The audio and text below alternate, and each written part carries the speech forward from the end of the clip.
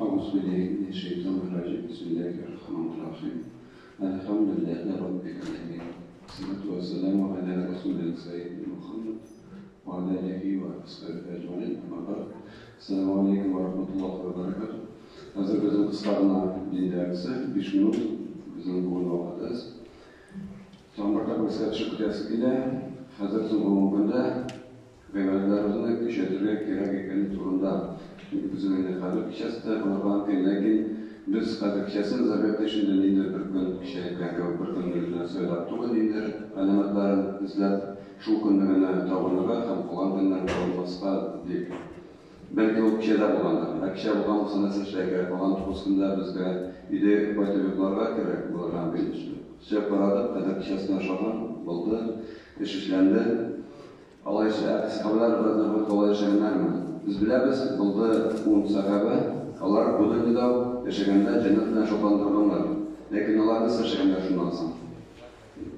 Nidiyimler dünyada var, dünyanın harekatını koyup kirip gitmeyenler, dünyanın bütün harekatlıklarına, bu dünyada bütün insan olarak gerek, bu dünya yaşayanlar değil. Onlar tağında fotoğraf ibadetle bulganlar, Allah'ın şunu zor rahmetten, nikmetten Allah şoklanganlar, hem şoklanma yüzünden, şükür yüzünden, tağından öğrenip ibadet kıla başlayanlar. Buna göre bizim de söylerler diye şükür birine kişini, her kişide yazarlar diye ibadet kılıp, hem bu tamir bugün üstübetesi ile nefil ibadetler biz kılabız.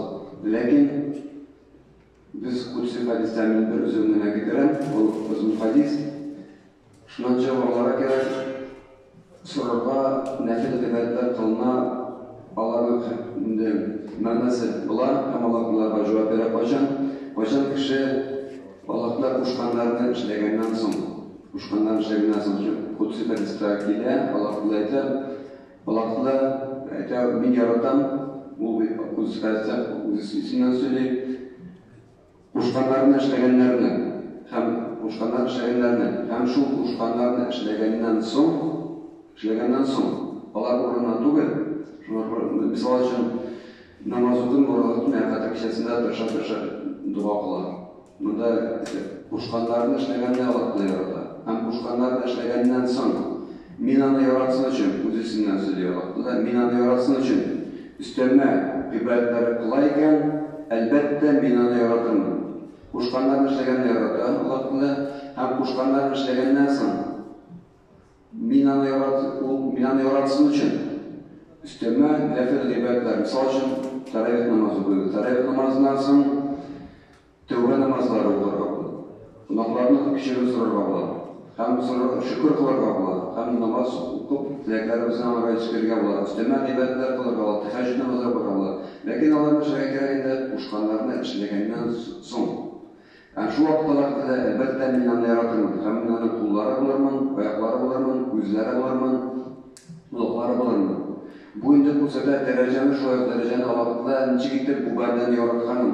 Hem de eğer de kimlikle kulları, ayakları, yüzleri, kulakları bulayken bu kişinin turmuş elbette cigileye. Kimde de kim Allah'la yokluyken, o yaklaşına edineyken bu kişinin turmuş elbette bu dünyada ceylanır, problemleri çiziler. Çünkü Allah'la yüzü anı yerlemişine edinir.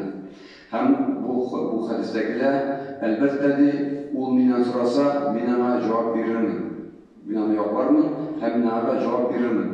Kısaca bana sanılsa söz kuşkanlarını işlegenden sonra min anı yaratsın için üsteme ibadetler kılsa elbette minanı yaratır mı? Minanı yaratsın için sırada teşkilatlarının izalışını kılabız kılmalarındır. Hem şu vakitte indi bu bize yaklaşıyordular, hem sıralarımıza cevap verir. Bunlar çok kısaca ayetası gelgen söz bugün şu, indi bizning üsteme ibadetlerimiz bularga teşkilatlar, nin dualar, nindir öten ameller, onlar alıştırmayı kuşkanlık ibadetlerini işlegenden sonra kılırga bola, hükmü kerek, hükmü mümkünçiliğimiz var, tünler boyu üsteme ibadetler Allah'la bizni yaratsın için şu vakit ol yaratırgan gün, hem bizim sorağınlarımıza Allah'la cevap verirgen gün. Allah'la bizim tutkan rızlarımızını kabul kılsın, Allah'la doğrularını tutup çağırga cimrilik versin. Çünkü yani dağın kaldı 9 gün bizning. Her gün bir sınav gelip çağırgan gün, her gün biz özümüzden yaşandık Allah'tan sorarga kırıp deyir. Yerden bir doğru rızlarını tutup çağırgan. Allah'la cimrilik versin, Allah'la кушылгандан уктаганда жеңилдик берсин, һәм инде бүгүн түндө да гыйбадәтләрне утап чыгарга Аллаһка жеңилдик берсин, кылган гыйбадәтләрне Аллаһка кабул кылсын. Ассаламу алейкум ва рахматуллаhi